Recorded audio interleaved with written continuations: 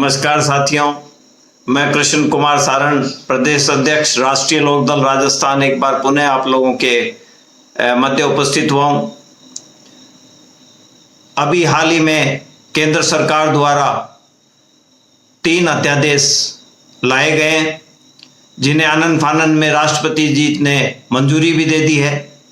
बड़े अचरज की बात है कि ऐसे अध्यादेश जो किसान को बर्बाद करने के लिए लाए गए हों और उन्हें किसान वर्ग के हित का कहा जा रहा है, जैसा हमारे प्रधानमंत्री हमेशा कहते आए हैं कि इस आपदा में भी अवसर की तलाश करो।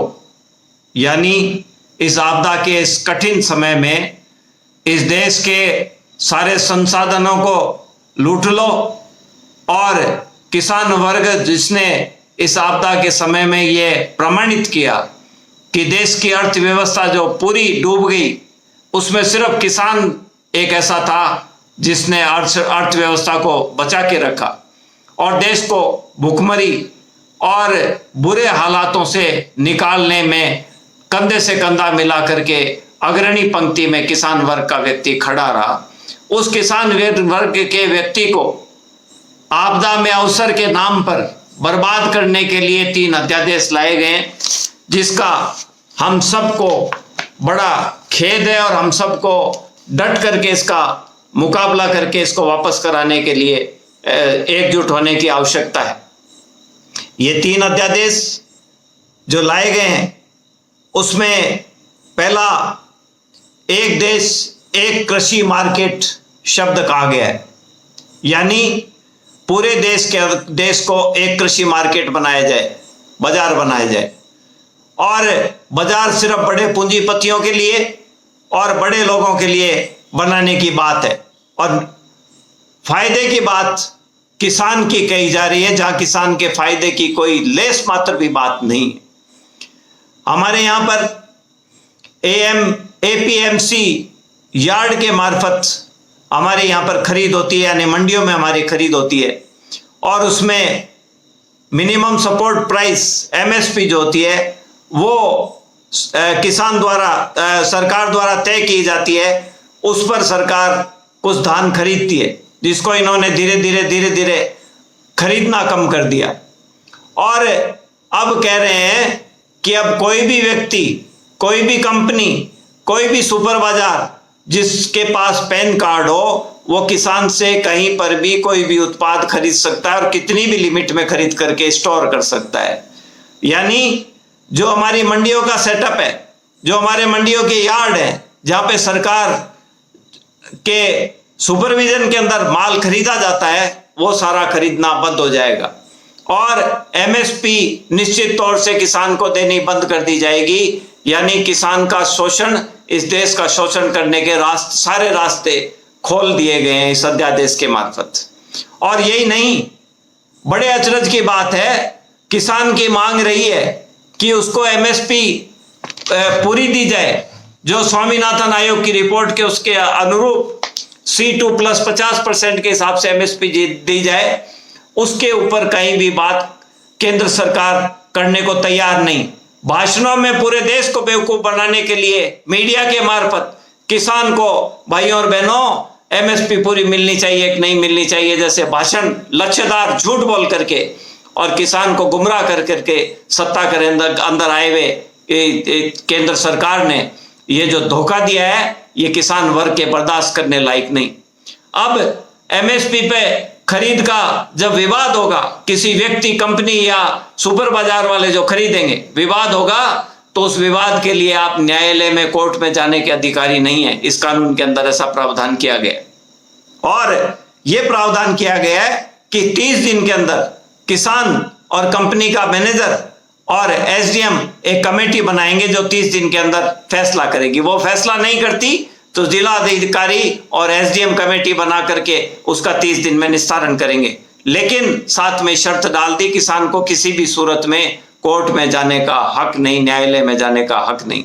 एसडीएम, प्रशासनिक अधिकारी, राज के अंदर बैठे हुए लोग कैसे फैसला करते हैं ये हम सब जानते हैं और सत्ताधारी जो भी पार्टी आती है उसी पार्टी के हक में सारे फैसले होते हैं, ये भी हम सब जानते हैं। उसके बाद भी इस तरह का कानून ला करके ये कहना कि नहीं, हम तो जो है किसान के हक का कानून लाए। भाइयों और बहनों, साथियों, ये बहुत गंभीर विषय है। देश गुंडों के हाथ में चला गया है और देश के किसान वर्ग, जो बहुसंख्यक वर्ग है, जिसने हमेशा किसान के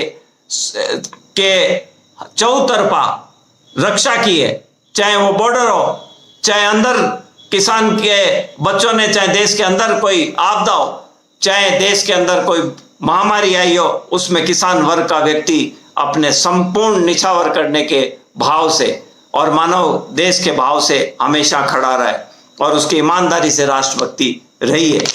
जब इस तरह के अध्यादेश आएंगे तो किसान की स्थिति गंभीर होना तय है, ये हम सब जानते हैं। पर बिहार सरकार ने 2006 पे मंडियों में माल खरीदना बंद कर दिया और ये एक्ट खत्म कर दिया।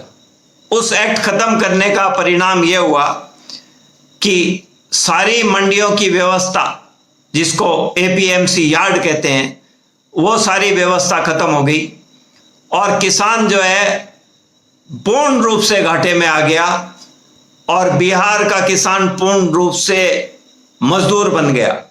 उसके परिणाम हम सब पूरे देश के अंदर हर दिन देखते हैं।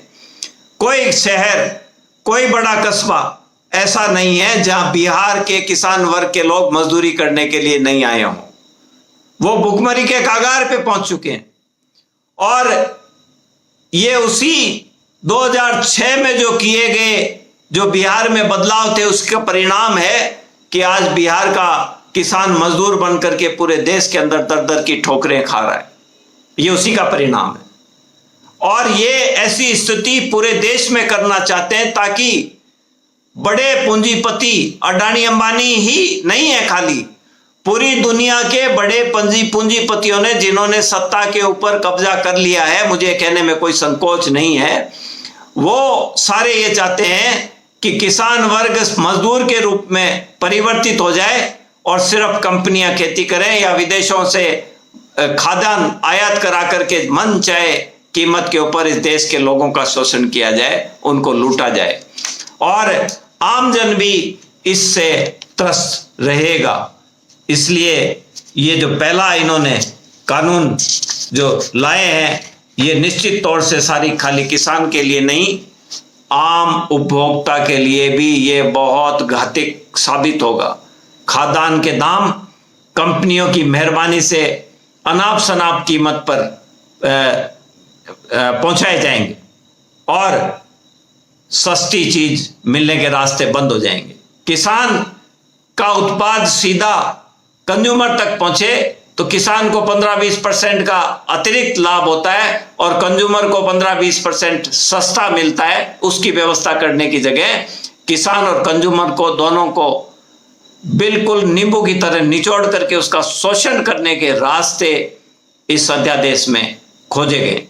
अध्यादेश का दूसरा जो प्रारूप है, दूसरा जो अध्यादेश लाए गए हैं, एसेंशियल कमोडिटी एक्ट 1955 को में बदलाव लागू किया जा गया है। इसके तहत अब कोई भी व्यक्ति कितना भी भंडारण कर सकता है, यानी आर्टिफिशियल कमी दिखा करके, जैसे हमेशा होता है, आर्टिफिशियल कमी दिखा करके आलू 100 रुपए किलो बेचे गए हैं, प्याज 100 रुपए से ऊपर बेचा गया है, टमाटर 100 रुपए किलो बेचे गए हैं। वैसे ही अब खाद्यान्न भी जो अभी हमें ठीक दाम पे मिल जाते हैं, वो सभी दालों की तरह बहुत महंगी कीमत पर इस एक्ट की वजह से हमारा शोषण होना तय है। इस देश के हर नागरिक का शोषण होना तय है। ये अध्यादेश इस देश के लिए बहुत खतरनाक है। अब तीसरा अध्यादेश जो है contract farming, contract farming code है इस देश के लिए। और कॉन्ट्रैक्ट फार्मिंग का मतलब है कंपनी वाले किसान से एग्रीमेंट करके और खेती कराएं, किसान को वहां मजदूर बनाएं और खेती करा करके कंपनी वाले जो उत्पादन हो वो कंपनी वाले खुद उसको खरीदें, उस पर एग्रीमेंट करें कि इस कीमत पे हम खरीदेंगे।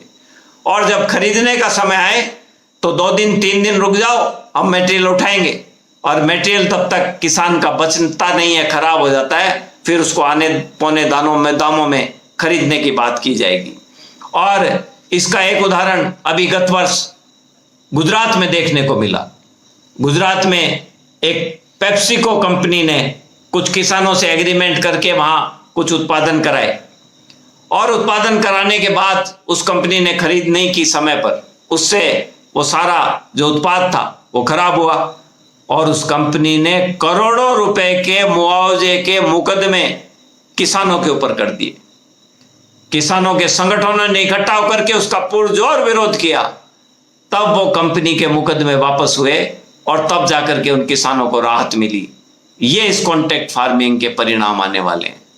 साथियों, ये देश गुंडों में फंस चुका है, ये देश बर्बादी की कगार पे इसको धकेला जा रहा है, और इस देश का जो अर्थव्यवस्था है वो अब सबूत मिल चुका है कि कृषि आधारित है।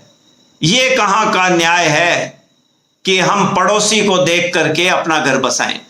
हमारी क्षमता, हमारी हैसियत, हमारे संसाधन के अनुरूप अगर हम हमारा घर बसाएंगे तो ही हमारे घर का विकास होगा। अगर हम पड़ोसी के हिसाब से घर बसाएंगे तो हमारा विकास होना संभव नहीं है, हमारी बर्बादी तय है, हमारे अंदर डिप्रेशन आना तय।